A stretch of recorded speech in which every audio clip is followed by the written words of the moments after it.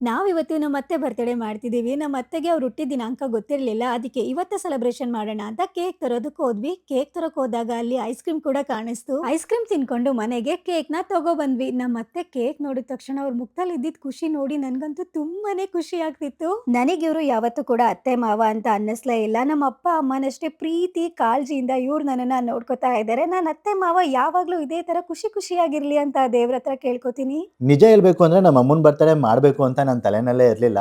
ಹೀಗೆ ನಾವಿಬ್ರು ಮಾತಾಡ್ತಿರ್ಬೇಕಿದ್ರೆ ನಮ್ಮ ಅಮ್ಮನ ಬರ್ತಡೇ ಡೇಟ್ ಗೊತ್ತಿಲ್ಲ ಅಂತ ನಾನು ಹೇಳ್ತಾ ಇದ್ದೆ. ಅದಕ್ಕೋಸ್ಕರ ನನ್ನ ಹೆಂಡ್ತಿನೇ ಇದನ್ನ ಸರ್ಪ್ರೈಸ್ ಆಗಿ ಪ್ಲಾನ್ ಮಾಡಿದ್ದು. ನೋಡಿ, ಮದುವೆ ಅನ್ನೋದು ಒಬ್ಬ ವ್ಯಕ್ತಿಯ ಲೈಫ್‌ನಲ್ಲಿ ಎಷ್ಟು ಇಂಪಾರ್ಟೆಂಟ್ ರೋಲ್‌ನ ಪ್ಲೇ ಮಾಡುತ್ತೆ ಅಂದ್ರೆ, ಅವನು ಉದ್ಧಾರ ಆಗೋದು ಆ ಮಡದಿ ಕೈನಲ್ಲೇ ಇರುತ್ತೆ. ಉದ್ಧಾರ ಆಗದೆ ಇರೋದು ಕೂಡ ಆ ಮಡದಿ ಕೈನಲ್ಲೇ ಇರುತ್ತೆ. ಅದಕ್ಕೇನೆ ದೊಡ್ಡವರು ಹೇಳೋದು ಮತ್ತೆ ಮನೆಯಲ್ಲಿ ಲಕ್ಷ್ಮಿ ಸಂತೋಷ ಎಲ್ಲ ಇರಬೇಕು ಅಂದ್ರೆ ಮನೆಯಲ್ಲಿರೋ ಲಕ್ಷ್ಮಿನ ಚೆನ್ನಾಗಿ ನೋಡ್ಕೋಬೇಕು ಅಂತ. ಎಲ್ಲಾ ಸಮಯದಲ್ಲೂ ಕೂಡ ನಗು ನಮ್ಮ ಜೊತೆಗಿರುವುದಿಲ್ಲ. ಆದರೆ ನಗಿಸಿದವರ ಮುಖ ಮಾತ್ರ ಸದಾ ನಮ್ ಕಣ್ಮುಂದೆ ಇರತ್ತೆ. ಆ ನಗು ಮುಖನ ನೆನ್ಪು ಮಾಡ್ಕೊಂಡು ಯಾವಾಗ್ಲೂ ನಗ್ನಗ್ತಾ ಇರಿ. ಏಕೆಂದ್ರೆ ವಾರದಲ್ಲಿ ನಾವು 3 ದಿನನಾದ್ರೂ ನಗ್ನಗ್ತಾ ಇರ್ಬೇಕಂತೆ. ನಿನ್ನೆ, ಇವತ್ತು ಮತ್ತೆ ನಾಳೆ. ಎಲ್ಲರ ದಿನ ಶುಭವಾಗಲಿ. ಎಲ್ರೂ ಖುಷಿ ಖುಷಿಯಾಗಿ ಇರಿ.